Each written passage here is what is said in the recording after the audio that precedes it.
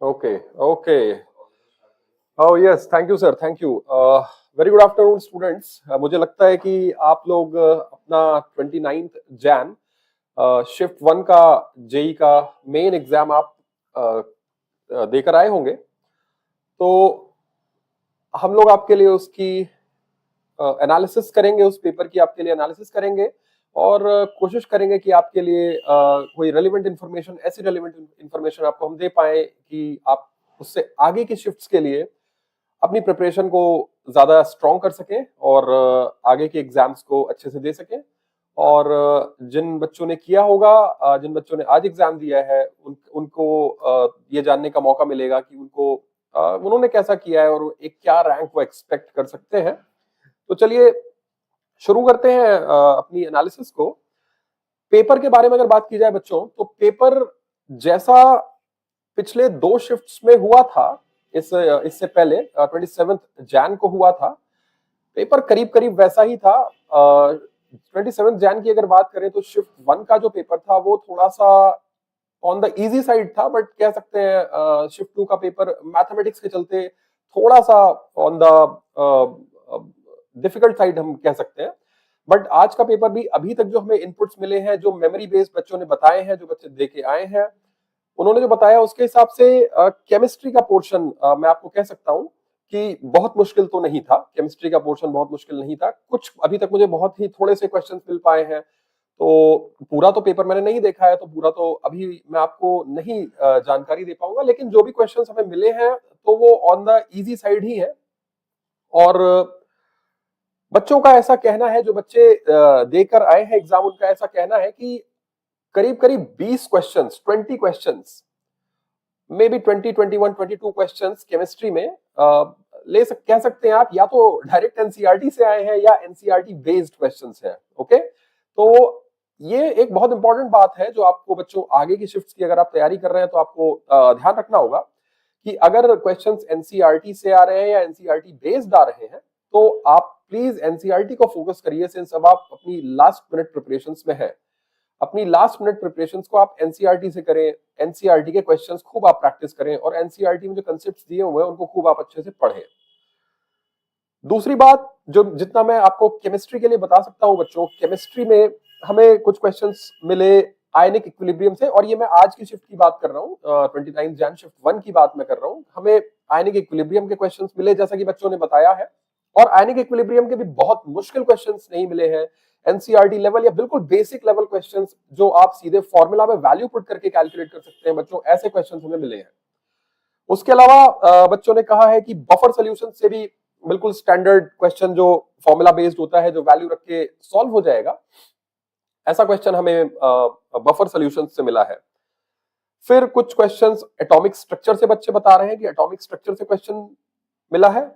एक बहुत अच्छी बात, आप लोग आगे एडवांस्ड के लिए भी प्रिपेयर करेंगे, तो एडवांस्ड की प्रिपरेशन में आप कोर्स ज्यादा कवर करेंगे बच्चों, ध्यान रखिएगा। तो अभी जो आप एग्जाम देने जा रहे हैं या मेंस का आप जो सेकंड सेशन देंगे, उसमें आप डिलीटेड पोर्शन के क्वेश्चंस थोड़ा करने से बचे, वो आपको एडवांस में जरूर पूछे जाएंगे।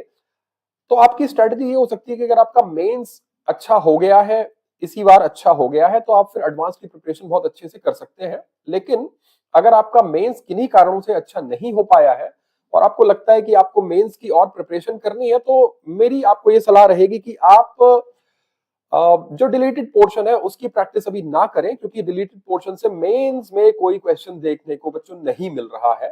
तो अगर आप डिलीटेड पोर्शन की प्रैक्टिस करेंगे तो एडवांस में जरूर हेल्पफुल होगी।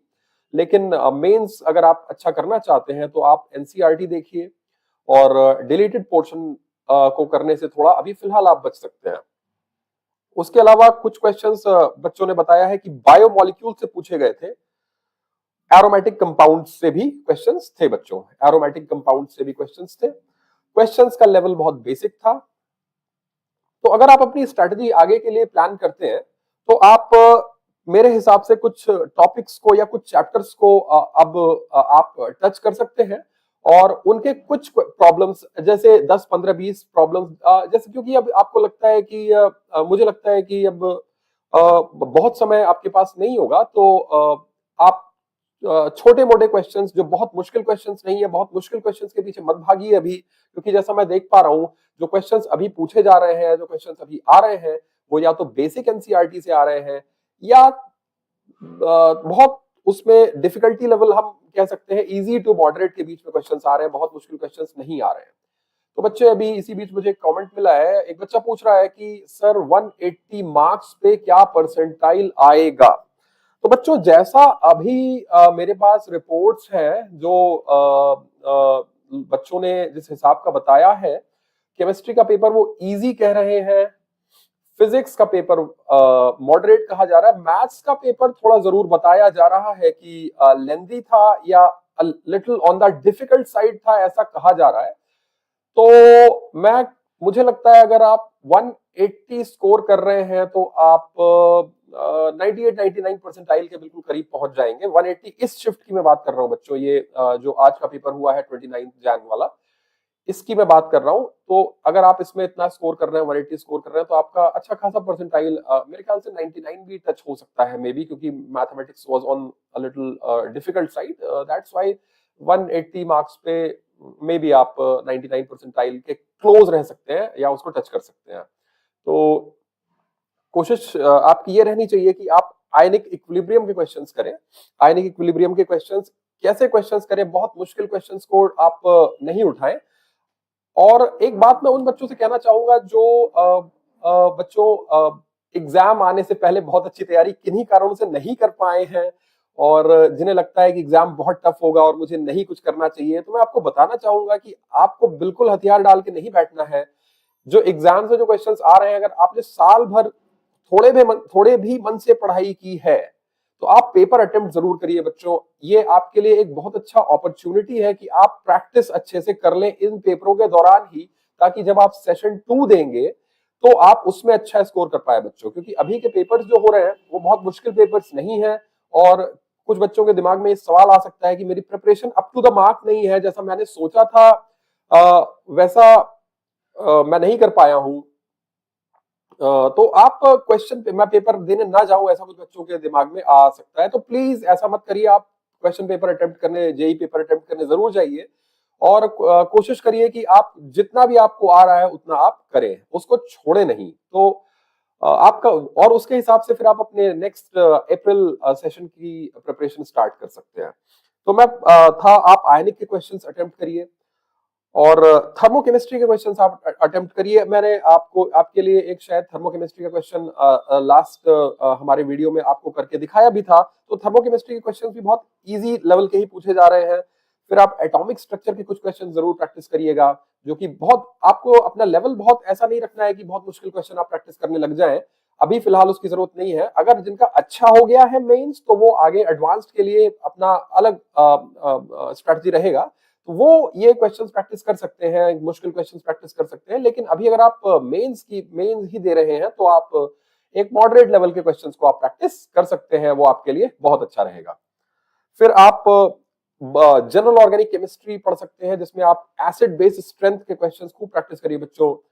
एसिड बेस स्ट्रेंथ के खूब सवाल पूछे गए थे पिछले पेपर में भी, और अभी तक तो मुझे यहाँ पर क्वेश्चंस कुछ खास नहीं मिले हैं, लेकिन जो भी है आप जरूर एसिड बेस स्ट्रेंथ के क्वेश्चंस प्रैक्टिस करिए। फिर डायरेक्टिव इफेक्ट्स ऑफ ग्रुप्स, जैसे कौन सा ग्रुप ऑर्थो पैरा डायरेक्टिंग होगा, एक्टिवेटिंग होगा, कौन सा ग्रुप मेटा डायरेक्टिंग होगा, इस तरह के कुछ क्वेश्चंस आप जरूर प्रैक्टिस करें बच्चों।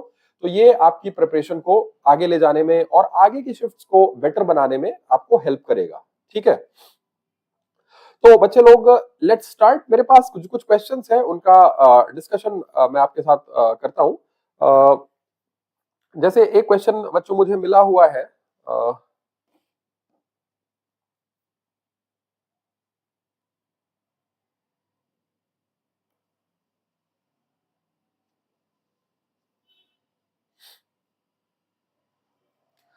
बच्चों क्वेश्चन कुछ इस तरह से है कि आपको दिया है साइक्लोहेक्सीन,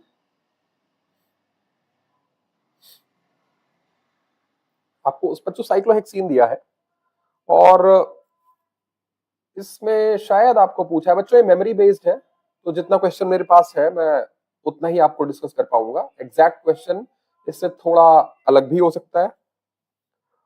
आपने एक बार क्लोरीन को रिएक्ट कराया in the presence of light, और एक बार क्लोरीन को रिएक्ट कराया है in the presence of CCl4। तो ये बिल्कुल बेसिक क्वेश्चन है बच्चों, बिल्कुल बेसिक क्वेश्चन है।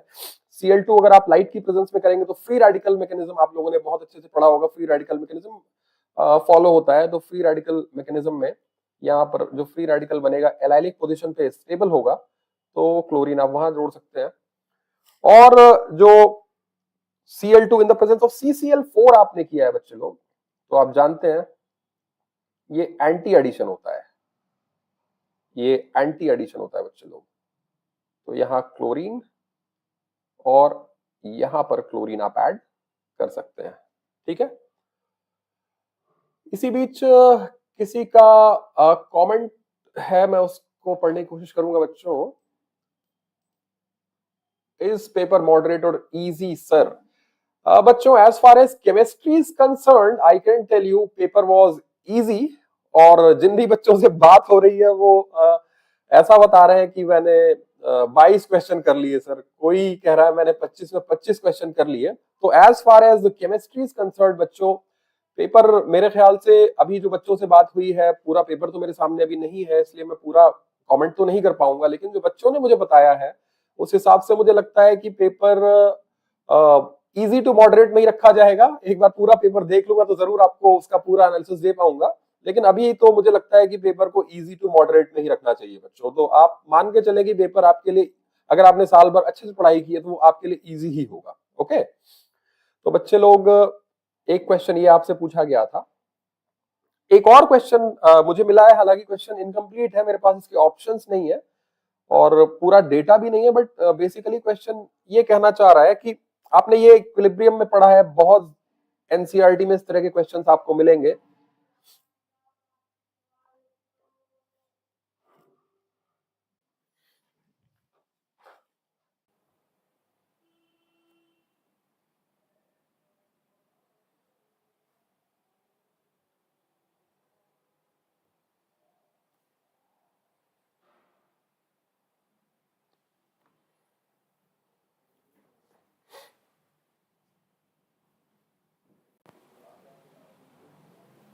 तो बच्चों, I was discussing these questions with you.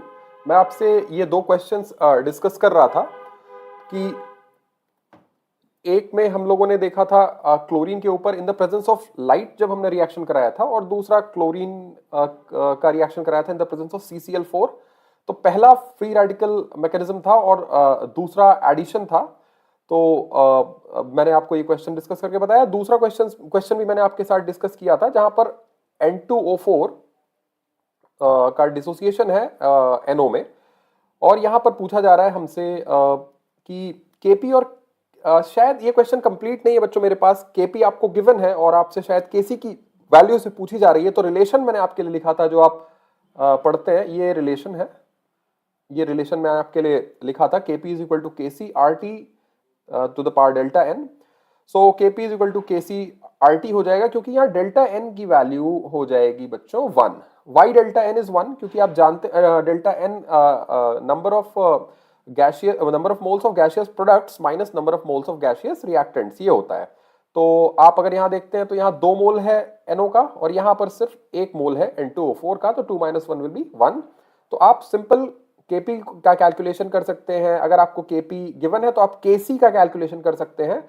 Just you can do KC equals KP by R T, आप ऐसे कैलकुलेशन कर सकते हैं, बहुत इजी है। इसके अलावा एक क्वेश्चन और है बच्चों मेरे पास अभी, चलिए उसको भी डिस्कस कर सकते हैं हम।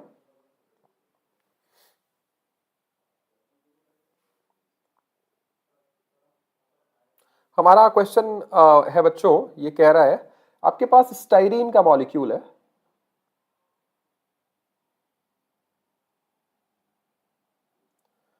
आपके पास स्टाइरीन का मॉलिक्यूल है,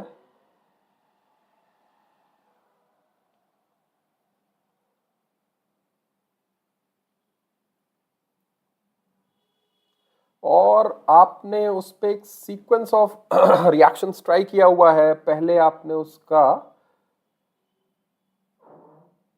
H plus in the presence of H3O, second CrO3,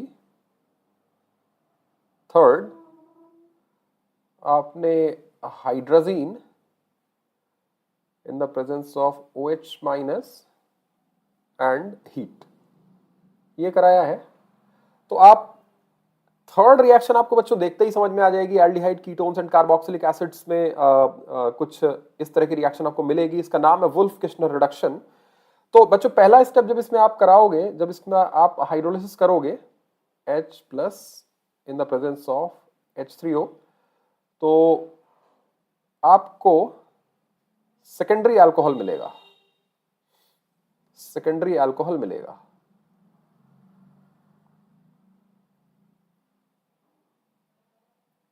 secondary alcohol मिलेगा। फिर आप इस पे CrO3 रिएक्ट कराओगे तो this will convert into ketone. आप एनसीईआरटी रेफर करिएगा, ये रिएक्शन एग्जैक्टली एनसीईआरटी में लिखी हुई है। तो आपको मिल जाएगा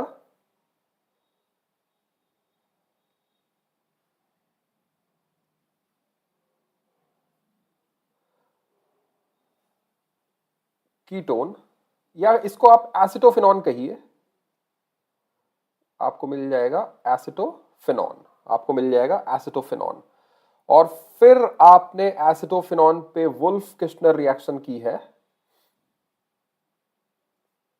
तो वुल्फ किश्नर रिएक्शन में आपको क्या मिलता है बच्चे लोग, आप जानते हैं, आपको मिलता है एल्केन।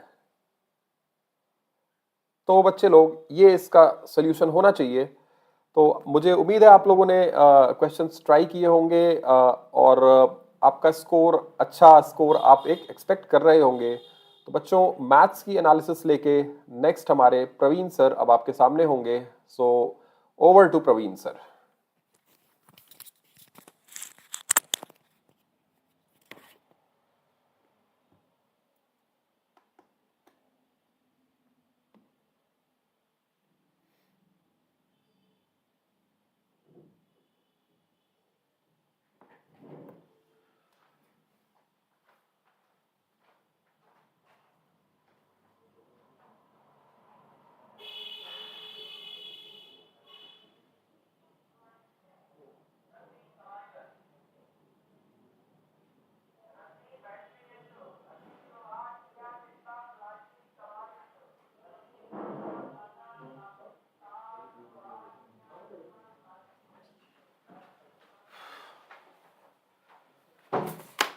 लाइए sir.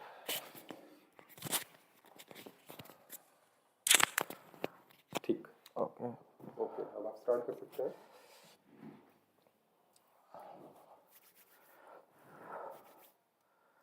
use the whiteboard basically. Whiteboard we have. Okay. Yes. Let me. Okay, okay, add page. Hello students, am I audible? Okay तो आज हमारा फर्स्ट शिफ्ट हुआ पेपर, और paper as expected chemistry was on a bit easier side, physics हमारा moderate था, mathematics in comparison to 27 papers थोड़ा lengthy आया था इस बार, तो नंबर ऑफ क्वेश्चंस मैथ्स में अटेम्प्ट कम हुए। ठीक है, my self Praveen Rai, your mathematics mentor. तो कुछ मैथ्स के बारे में बात करेंगे, पेपर की एनालिसिस करेंगे, पेपर्स का क्या क्या लेवल था, कैसे कैसे क्वेश्चंस फ्रेम हुए थे, उसके बारे में बात करने जा रहे हैं हम लोग। ठीक है, तो जैसा क्वेश्चंस का लेवल था हमारा, अगर मैथ सेक्शन की बात करें तो क्वेश्चंस लेंदी आए थे, तो टाइम टेकिंग क्वेश्चंस थे हमारे पास। तो पेपर पे कुछ क्वेश्चंस हम लोग अभी देखेंगे मैथमेटिक्स के, अभी देखते हैं। ठीक है, okay. Calculus was tough. It was basically we can't say it was tough. It was a bit lengthier. Calculative calculations. ठीक है, तो एक क्वेश्चन बेटा देखते हैं प्रोबेबिलिटी का। ठीक है, question said like what is the probability of getting 2 on even number of throws of a die. ये क्वेश्चन हमारा एनसीईआरटी का था. What was the question was, what is the probab of getting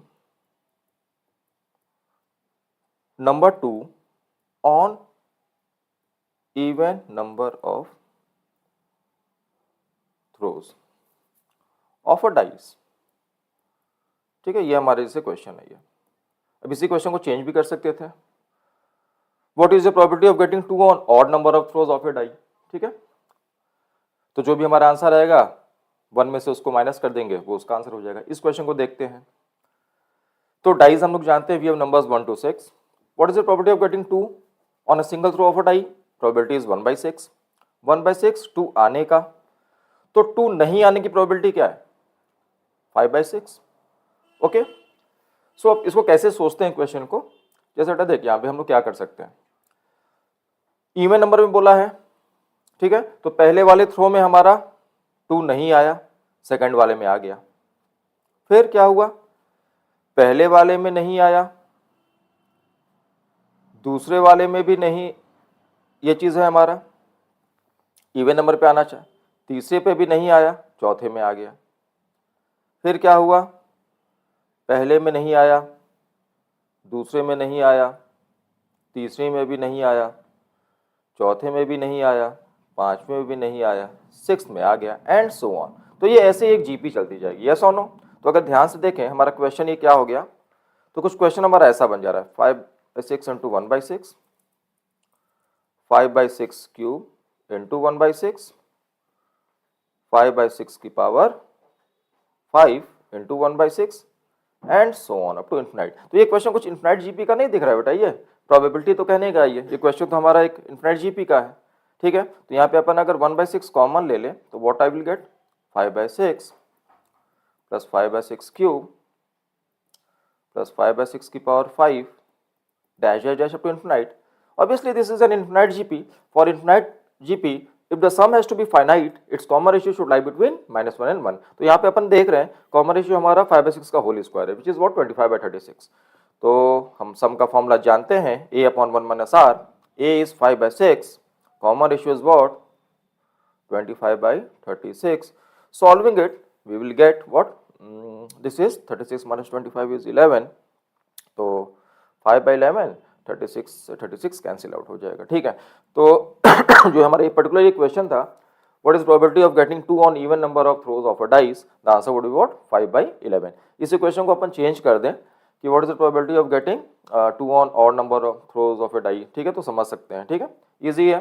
तो ये probability का जो हमारा question था एनसीईआरटी बेस्ड का था, ये ओके है. ठीक है, तो हम लोग कुछ क्वेश्चन और भी देख लेते हैं. ओके, चले. एक हमारा जीपी का क्वेश्चन आया था बेटा, यहाँ पे ये भी इन्फिनाइट जीपी का था. एक और जीपी का क्वेश्चन आया था. एक जीपी ऐसा दिया हुआ था, एक जीपी है उसमें टोटल नंबर ऑफ टर्म्स 64 दिए हुए थे. GP which comprised of 64 terms. ठीक है, question says if the sum of total sum of the terms, ठीक है, मतलब जो हमारे टर्म्स थे, sum of all the terms was equal to 7 times sum of odd terms. ऐसा कुछ क्वेश्चन था. ठीक है ना, sum of all terms equal to, ये ऑल लिख देते हैं यहाँ पे, is equal to 7 times sum of all terms and find value of common ratio. Okay, तो अभी बेटा जानते हैं कि what is sum of n terms of GP.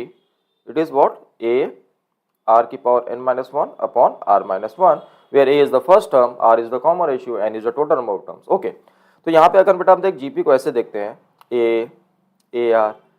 ar square, ar cube and so on. ठीक है ना, ये कहाँ तक जाएगा हमारा? 64 टर्म्स तक जाएगा. ठीक है, फर्स्ट टर्म हमारा ए है. तो ये जो हमारे हैं odd terms a, 4 and so on. ठीक है ना, चलेगा. ठीक है, तो इसको ऐसे लिख देते हैं हम लोग अकॉर्डिंग टू गिवन क्वेश्चन. बेटा देख, क्वेश्चन को पहले फ्रेम कर लेते हैं. ठीक है, क्वेश्चन की फ्रेमिंग अगर करें तो यहाँ पे a हो जाएगा, r को r रखते हैं, दिस इज 64 - 1 अपॉन r-1. और हमारे ऑड टर्म्स हमारा a से स्टार्ट हो रहा है तो a हो जाएगा. लेकिन बेटा एक चीज ध्यान रखने का अपने को, यहाँ पे जो हमारा सम ऑफ ऑड टर्म्स वाला भी एक जीपी बनेगा जिसमें कॉमन रेशियो r स्क्वायर होगा. ठीक है, नॉट r. ठीक है, तो r स्क्वायर अगर टोटल टर्म 64 है तो इसका मतलब 32 टर्म्स हमारे इवन होने जा रहे हैं और 32 टर्म्स ऑड होने जा रहे हैं. तो this becomes like this. Okay, so this becomes r square -1, और ये दिया हुआ था 7 times. Easy according to given question. a से 1 कट गया, आर के पावर 64 माइनस 1 से आर के पावर 64 माइनस 1 कट गया, इजी। यहाँ पे R is not equal to 1, obviously यहाँ पे R minus 1 into R plus 1 लिख देंगे, ठीक है। तो आर प्लस 1 की वैल्यू अपन आ जाएगी 7, तो आर की वैल्यू क्या आ जाएगी 6। तो ये अ बिट स्ट्रेट क्वेश्चन था, इजी। तो आई एक्सपेक्ट ये क्वेश्चन सबको समझ में आया होगा और ये मैक्सिमम बच्चों ने इस क्वेश्चन को किया होगा, ठीक है। एक चीज हम लोग जो नोटिस कर रहे हैं, मैथ्स लेंदी आ रहा है, ठीक है, no doubt, but we have to be quite selective, ठीक है। अपन जैसे केमिस्ट्री अगर इजियर साइड पे है तो केमिस्ट्री के क्वेश्चंस को पहले अटेम्प्ट कर लेंगे, तो उसमें टाइम बचा लेंगे, टाइम सेविंग टेक्निक होता है। तो हम लोग अगर केमिस्ट्री को 30-35 मिनट्स में टैकल कर ले रहे हैं और फिजिक्स को 45 to 50 मिनट्स में, तो we will get good amount of time, से approx 90 to 95 minutes for 90 minutes या फिर 85 to 90 minutes for mathematics section. अगर स्मार्टली अगर हम लोग जैसे कुछ, अब हमारे पास अगर 25 क्वेश्चन अटेम्प्ट करने हैं मैथ्स में, तो हमारे पास 8 से 10 क्वेश्चन ईजियर साइड में रहते हैं, 7 से 8 क्वेश्चंस मॉडरेट साइड में, और जो 7 से 8 क्वेश्चंस हम बात करेंगे वो लेंदी है। तो आप उन क्वेश्चंस को पहले अटेम्प्ट ना करें। जो भी आने वाले हमारे शिफ्ट्स के बच्चे हैं उनके लिए ये एक मैसेज है कि don't attempt the lengthier questions first, okay, always try to go for the easier questions. Attempt वो क्वेश्चंस पहले करेंगे जो 1 गो में हो जाते हैं, उसके बाद मॉडरेट क्वेश्चंस। कुछ क्वेश्चंस लालच देने वाले होते हैं, जैसे स्पेशली 3D के, तो वो टाइम टेकिंग होते हैं, 2D भी लेंदी ही आता है, ठीक है। तो उन क्वेश्चंस में थोड़ा सा वी नो कि हम लोग कर लेंगे उन क्वेश्चंस को, लेकिन उनको बाद में अटेम्प्ट करते हैं, ठीक है। एक और क्वेश्चन देखते हैं, कैलकुलस का बहुत ही प्यारा क्वेश्चन था ये। क्वेश्चन सेड लाइक, एक फंक्शन दिया हुआ था fx, ओके, ये बहुत ही अच्छा क्वेश्चन था, ठीक है। ऐसे क्वेश्चन हमारे एडवांस में भी मिलते हैं। 2 minus 2x, x was lying between -3 से 0, ओके। फिर फंक्शन था 1 minus x/2, हमारा x जब था 0 से लेके 1 के बीच में, इजी, ठीक है। पीस वाइज फंक्शंस डिफाइंड था ये। एक ऐसे ही हमारा फंक्शन था g of x भी एक प्यारा सा फंक्शन था, -x when x was lying between -1 से 0, और जब x हमारा 0 से 1 था, इंक्लूड किया था यहाँ पे, तो फंक्शन की वैल्यू x थी, ठीक है। तो यहाँ पे इस क्वेश्चन में बोला था कि आपने को to find range of f of gx, a very good question, ठीक है। फर्स्ट गो में देखने पर ये क्वेश्चन काफी लेंदी लगेगा। ये क्वेश्चन हमारे ऐसे क्वेश्चन से बेटर, हम फिर से बोल रहे हैं, एडवांस में भी आएंगे ऐसे क्वेश्चंस। रेंज पूछ सकता है आपका, कंटिन्यूटी की बात कर सकता है, डिफरेंशिएबिलिटी की बात कर सकता है, ठीक है, एरिया अंडर द कर्व की बात कर सकता है, okay, and so on. Multiple select questions में दे सकते हैं एडवांस में। खैर मेंस की बात करें यहाँ पे फिलहाल, तो यहाँ पे अपन को range of f of gx, यहाँ पे बच्चे के दिमाग में आएगा पहली बार क्वेश्चन को देखते वक्त, we have to find what composition, basically हमें कंपोज कराना है, f of gx निकालना है। So what we can do here, हम लोग बेटा ऐसे ध्यान से देखें, व्हाट इज gx। अगर ध्यान से देखेंगे अपन तो gx हमारा बेटा वो mod x नहीं है। देख y इक्वल टू x है जब 0 से 1 के बीच में, तो हमारा कुछ ये जो है gx, ये हमारा ग्राफ अगर बनाए तो gx का ये है, और हमारी पूरी जो दुनिया है gx की वो -1 और 1 के बीच में है, और -1 और 1 के बीच में जो भी हमारा gx का रेंज आएगा बेटा वो 0 से लेके 1 तक ही आएगा। एंड व्हाट इज फॉग, इसका मतलब हमारा जो gx है वो पूरा पूरा किसके बीच में है, 0 और 1 के बीच में, यस और नो, ठीक है। तो gx का जो हमारा रेंज है वो कहां से कहां तक है, 0 से 1 के बीच में, इजी। gx का हमारा रेंज की बात करें, सही है, ओके, 0 रखने पर 0 आ जाएगा, ठीक है, 0 से 1 के बीच में, easy. This is range of gx, मतलब हमें तुम्हें f की वैल्यू निकालनी है जब ये तुम्हारा 0 से 1 के बीच में, इजी। तो देखो अब f ऑफ 0 की वैल्यू बेटा क्या आ जाएगी, 0 वाला फंक्शन ये नहीं लेंगे, ऊपर वाला लेंगे, तो f ऑफ 0 की value what we will get, f of 0 is 2, okay. अब जब 0 और 1 के बीच में बात कर रहे हैं बेटा, देखो, ठीक है, 0 पे तो वैल्यू एग्जैक्ट ये आ गई, ठीक है। तो यहाँ पे 1 पे f ऑफ 1 की वैल्यू क्या जानी है, f ऑफ 1 की वैल्यू 1/2, और यहाँ से f ऑफ 0 की वैल्यू बेटा क्या आ जाएगी, f ऑफ 0 की वैल्यू यहाँ से 1, लेकिन यहाँ पे 0 को इंक्लूड नहीं किया है, इजी। तो इसका मतलब हाफ को इंक्लूड करेंगे, हाफ से 1 तक जाएंगे, 1 को इंक्लूड नहीं करेंगे, यूनियन, और f ऑफ 0 पे 2 आ रहा है, तो this is going to be the answer. So हमारा इस पर्टिकुलर क्वेश्चन का अगर रेंज की बात करें, हाफ से 1, हाफ को इंक्लूड यहाँ पे बेटा क्यों किया था, बिकॉज इस केस में यहाँ पे 1 को इंक्लूड किया गया है, यहाँ पे 0 को इंक्लूड नहीं किया है, तो यहाँ पे 0 पे 1 आता तो 1 को इंक्लूड नहीं किया, 0 पे यहाँ पे वैल्यू 2 को ले लेंगे, इजी। तो this was a very good question, easy ये चीज, ठीक है। ये हमारे कैलकुलस का अच्छा क्वेश्चन आया हुआ था ये, ठीक है। ओके, अब बेटा देखें कुछ और क्वेश्चंस अगर देखें हम लोग बात करें तो, ठीक है। ये हमने प्रोबेबिलिटी का क्वेश्चन दिया, एक हमारा परम्यूटेशंस का क्वेश्चन था, जो अगर हम देखेंगे तो 2021, 22, 23 और इस बार भी रैंक का क्वेश्चन आया, ठीक है।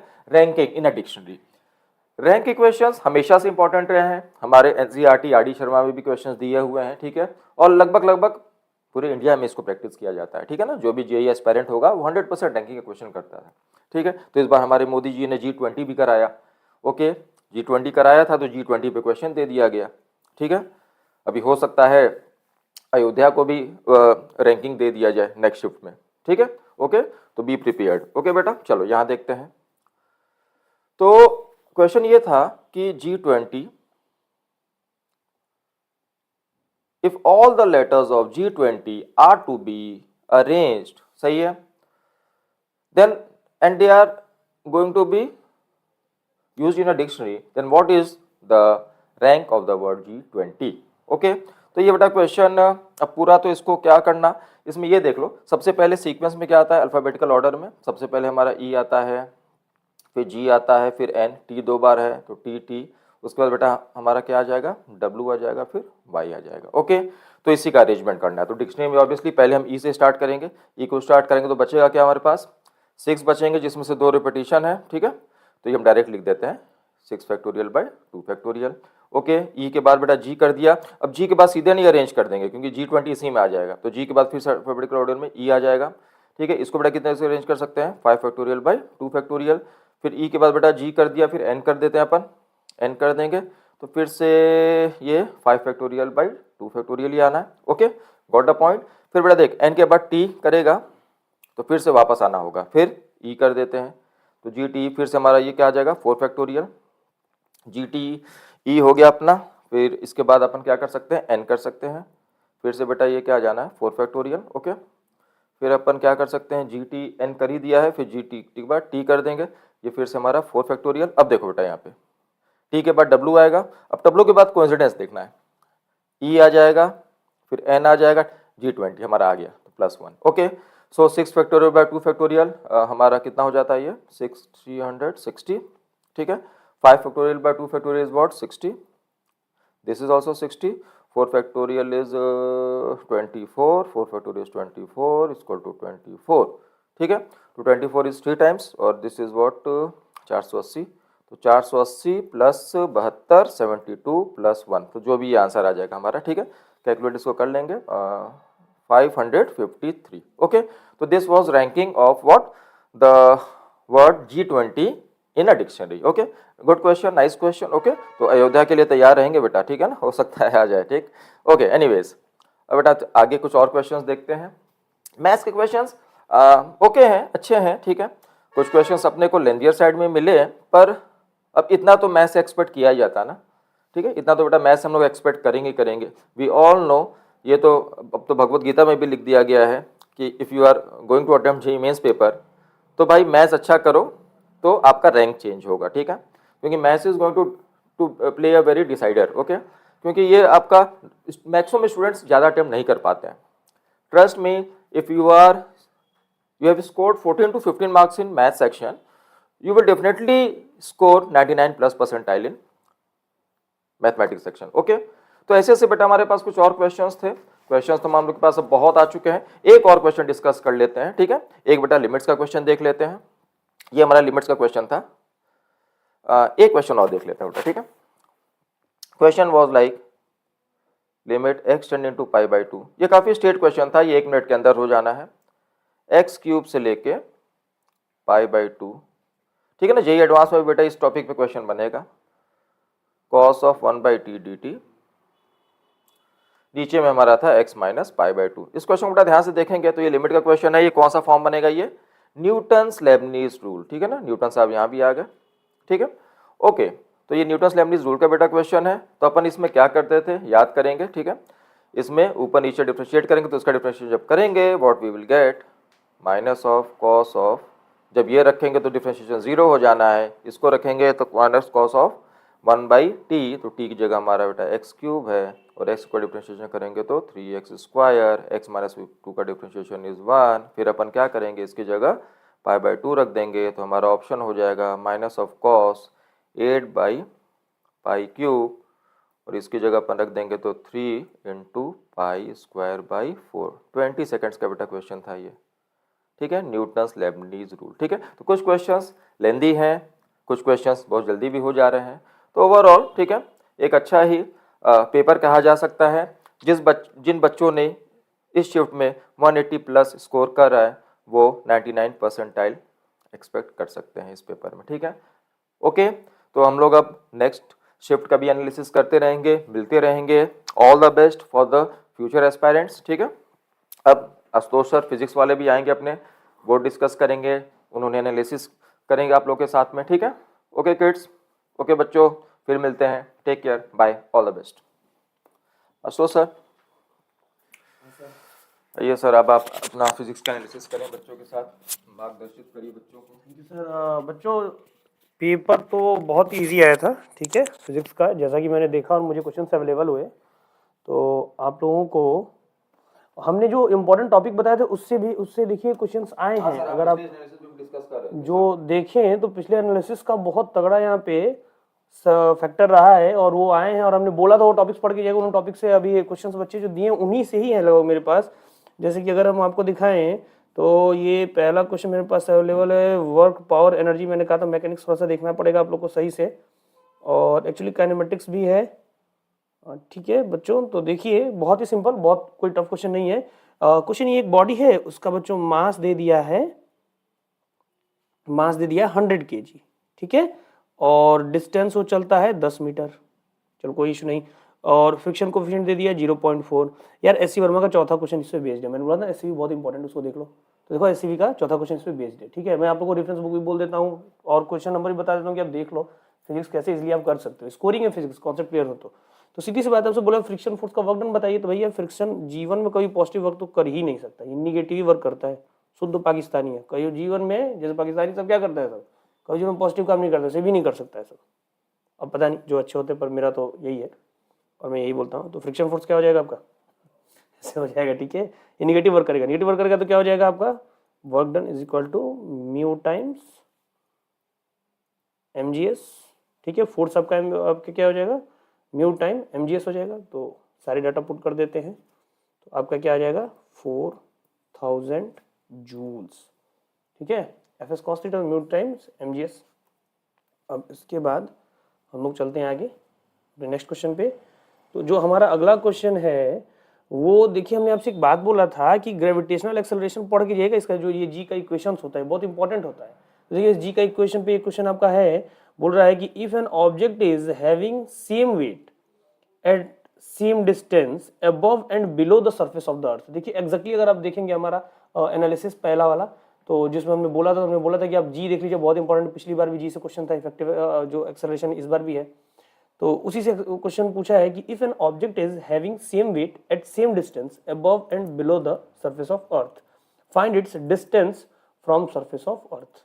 तो सरफेस ऑफ अर्थ से उसका डिस्टेंस निकालिए। तो बहुत इजी है, तो आपको जी के दो इक्वेशंस लिखने होंगे इसके लिए, G M small M upon R square is equal to, ठीक है, इज इक्वल टू, और उसके बाद से आपका जो बिलो वाला जो इक्वेशन होता है वो लिखना होगा, जो आर क्यूब वाला, और दोनों को इक्वेट करना होगा। वेट बच्चों, मैं अपना क्वेश्चन निकालूं, मेरा क्वेश्चन, हाँ ओके बच्चों। तो यहाँ पे G M M R minus X, ठीक है, find its distance from the surface. ये जो एक्स हमने लिखा है यही डिस्टेंस हम लोग को खोजना है, और डिवाइडेड बाई, ठीक है बच्चों, यहाँ पे R square sorry R cube होता है, इसे कट कर दीजिए।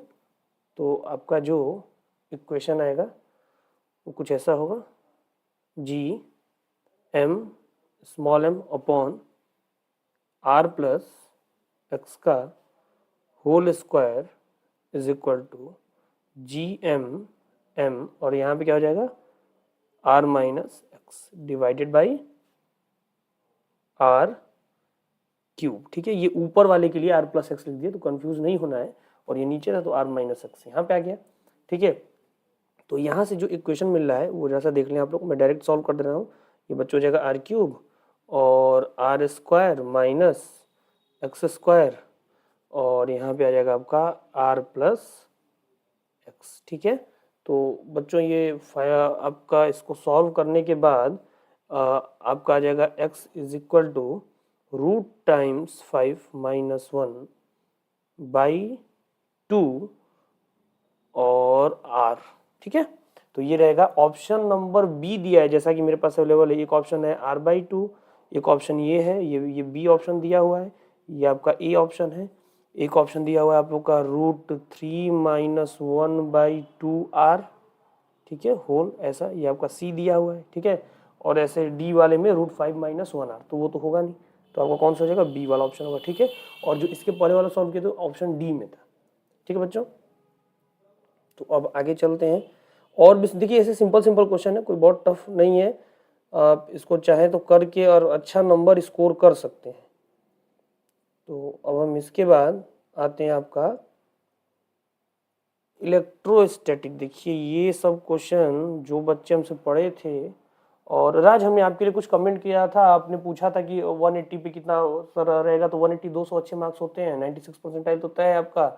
और अगर आप लोग में से किसी का भी चाइल्ड वाला फोटो है आधार कार्ड पे, तो आप लोग क्या करिएगा बच्चों, एक बात बिल्कुल याद रखिएगा, अपना 10th का मार्कशीट का फोटोकॉपी करा के लेके जाइएगा, और 2 फोटो साथ में, बहुत ज़रूरी है। तो राज हमने कर दिया था, बाकी अब हम आगे बढ़ते हैं।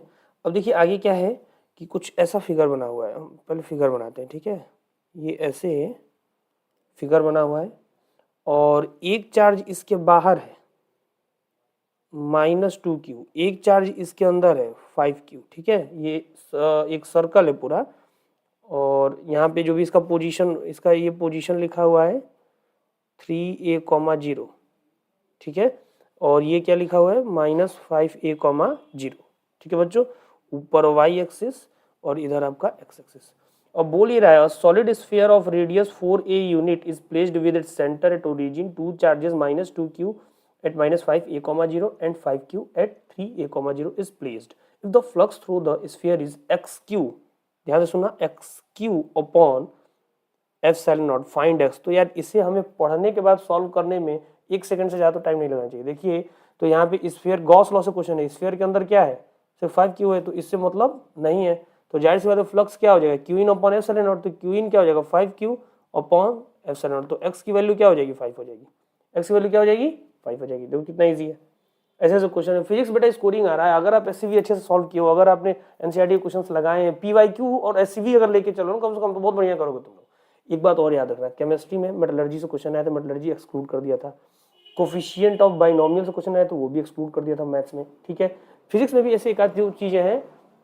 दूसरा बच्चों क्या है कि जो फिजिक्स का जो मॉडर्न आ रहा है थोड़ा कैलकुलेटिव होता है, तो मॉडर्न क्वेश्चन बाद में लगाना। ठीक है, तो एक्सक्लूडेड कुछ भी नहीं है, अगर ये भी देख लिया जाए तो। पहले पेपर में किया था एक्सक्लूडेड में से, अब पता नहीं आगे हटाएं सब कि नहीं हटाएं सब, ये उनका मन करता है, लेकिन मैं आपको टॉपिक्स बता दे रहा हूँ। सर लोगों ने जैसा कि एनालिसिस करके आपको बताया ही है सही तरीके से। तो अब आगे देखिए, यहाँ पे क्या है, एक स्टेटमेंट है, इस स्टेटमेंट 1, इसमें से आपको चूज करना है कौन सा स्टेटमेंट सही है कौन सा रॉन्ग है। लिखा है a capillary tube is first dipped in hot water and then dipped in cold water, the rise is higher in hot water. और दूसरा स्टेटमेंट क्या लिख रहा है, a capillary tube first dipped in cold water and then in hot water, the rise is higher in cold water. देखो यार पहले वाले में तुम्हें बता दें, अगर टेम्परेचर बढ़ेगा, टेम्परेचर इंक्रीज करोगे तो जो सरफेस टेंशन है वो डिक्रीज हो जाएगा, सरफेस टेंशन डिक्रीज हो जाएगा तो फिर ये जो राइज वाइज बोला ये सब कांस्टेंट रहता है। ठीक है, क्या रहेगा, कांस्टेंट रहेगा। तो टेम्परेचर इंक्रीज कर रहा है फर्स्ट स्टेटमेंट में। ठीक है, और इसमें बोल रहा है कि नहीं, इसमें ये जो हाइट है वो कांस्टेंट ना होके किसी में ज्यादा किसी में कम हो रहा है, तो रॉन्ग है पहला वाला स्टेटमेंट। तो स्टेटमेंट 1 इज रॉन्ग, इसमें बहुत कुछ आपको सोचने की आवश्यकता नहीं है। तो अब आगे आते हैं। अब देखिए, अब मेरे पास थोड़ा कैलकुलेटिव क्वेश्चंस आ गए हैं, तो इसको भी हम लोग कैलकुलेट करते हैं। ठीक है, इसमें क्या है, एक स्टेशनरी हाइड्रोजन एटम है, de-excited from first excited state to ground state, find recoil speed of hydrogen atom to nearest integer value, nearest integer value तक फाइंड करना है। तो आप करो क्या बच्चों, सबसे पहले डेल्टा ई वाला फॉर्मूला लगाओ, थोड़ा हम जल्दी जल्दी करेंगे कि आपको समझ में आ जाए। और यहाँ पे -13.6 और यहाँ पे 1/n² -1/n2², ये वाला फॉर्मूला लगाओगे। अब इसके बाद क्या करोगे, इस डेल्टा ई को इक्वेट करोगे SC/λ की, तो यहाँ से लैम्डा मिलेगा। अब आप जानते हो de Broglie wavelength P is equal to h by lambda हो जाएगा, तो ये लैम्डा आपको मिल गया। ठीक, अब P is equal to h by lambda, और P की जगह पे क्या रखना है, mv रखना है, mv is equal to h by lambda हो जाएगा। अब यहाँ से क्या कर दोगे, v निकालना है, तो v इज इक्वल टू क्या हो जाएगा, h upon lambda m। Lambda की वैल्यू लगभग आपका मान लीजिए 12,400 आएगा। लैम्डा की वैल्यू यहाँ से इस इक्वेशन से 12,400 आ जाएगा, 12,400। जब पुट करेंगे v वाले इक्वेशन में सबकी वैल्यू, तो यहाँ पे आपका आ जाएगा 3 पॉइंट समथिंग, तो नियरेस्ट वैल्यू हो जाएगा 3 मीटर पर सेकेंड। ठीक है, तो ये क्वेश्चन भी देखिए कैलकुलेटिव था सिर्फ आपको, अब कुछ बहुत टफ नहीं है। अब बच्चों इसके बाद हम लोग का जो लास्ट क्वेश्चन है उसको हम डिस्कशन जो मेरे पास अवेलेबल है, ये आपका काइनेमेटिक्स से है। काइनेमेटिक्स में बोला भी था इंपॉर्टेंट था, देख के जाना। तो काइनेमेटिक्स में देखिए बोला है कि पहले p-1 सेकेंड में ये कुछ दूरी चलता है s1, और उसके बाद p सेकेंड में कुछ दूरी चलता है s2। तो बताओ कि s1 और s2 के लिए टाइम क्या होगा। तो भाई सीधी सी बात है, आप s1 लिख लीजिए, s1 क्या हो जाएगा, हाफ at स्क्वायर p-1 का स्क्वायर, s2 क्या हो जाएगा आपका, s2 क्या हो जाएगा आपका, हाफ at स्क्वायर। ठीक है, अब s1 s2, तो s1 plus s2 is equal to क्या हो जाएगा, हाफ at स्क्वायर हो जाएगा। देखिए इन दोनों को जोड़ के इस इक्वेशन के बराबर कर देंगे तो आपका जो आंसर आ जाएगा, ठीक है, इक्वेट कर देंगे तो आपका आंसर आएगा 2p square plus 1 minus 2p। तो ठीक है बच्चों, ये देखिए आपका फिजिक्स का पेपर का एनालिसिस था। फिजिक्स बहुत ही सिंपल है, हम लोगों ने क्वेश्चंस को काफ़ी डिस्कस किया जो हम लोगों के पास अवेलेबल थे। इसके बाद आपका सेंट्रीपिटल एक्सेलरेशन है। सेंट्रीपिटल एक्सेलरेशन का दिया हुआ है आपको 3:4 सेम सर्कुलर पाथ पे, और बोल रहा है कि इनका रेशियो निकालो स्पीड का। तो स्पीड का अगर रेशियो निकालें तो एक्सेलरेशन यहाँ पे v स्क्वायर बाई r होता है। तो यार अब ये तो बहुत ईजी हो गया, a1 अपॉन a2 करोगे तो क्या हो जाएगा, root times v1 upon v2 हो जाएगा। तो v1 अपॉन v2, तो 3:4 दिया हुआ, अंडर रूट कर दो तो क्या हो जाएगा, यहाँ पे अंडर रूट 3:2 हो जाएगा। इसका ऑप्शन नंबर बी सही होगा। तो बच्चों हम लोगों ने लगभग 6-7 क्वेश्चन डिस्कस किए फिजिक्स के, और इससे आप लोगों को ये समझ में आ ही गया होगा कि फिजिक्स कितना इजी है। और अगर आप लोग कॉन्सेप्ट क्लियर है तो सही हो जाएगा। एक फोटोन वाला भी क्वेश्चन था, इलेक्ट्रॉन वाला, तो वो तो क्लियर है कि मास का रेशियो हो जाता है m1 अपॉन m2। तो मास जो होगा वो क्या हो जाएगा, mass of electron mass of proton, तो प्रोटॉन का मास क्या हो जाएगा, 1835 गुना ज़्यादा हो जाता है। तो इसका 1835 आंसर हो जाएगा। ठीक है, ये भी आपका सिंपल थ्योरी से आया था। ये सब थ्योरेटिकल क्वेश्चंस हैं मॉडर्न के। तो आपको जो टॉपिक्स बताए थे हमने पहले वाले अपने वीडियो में, वही टॉपिक्स अगले सेशन के लिए भी इंपॉर्टेंट है, जरूर उनको देख के जाइए और आपका एग्जाम अच्छा होगा। और इसी के साथ हम अपना एनालिसिस रोकते हैं, स्टॉप करते हैं। ठीक है बच्चों, तो best of luck, thank you. Thank you very much Ashutosh sir. बच्चों हम आपसे मिलेंगे अब अगले एनालिसिस के दौरान, तब तक के लिए अपनी प्रिपरेशंस को ऑन रखिए और पूरी ताकत से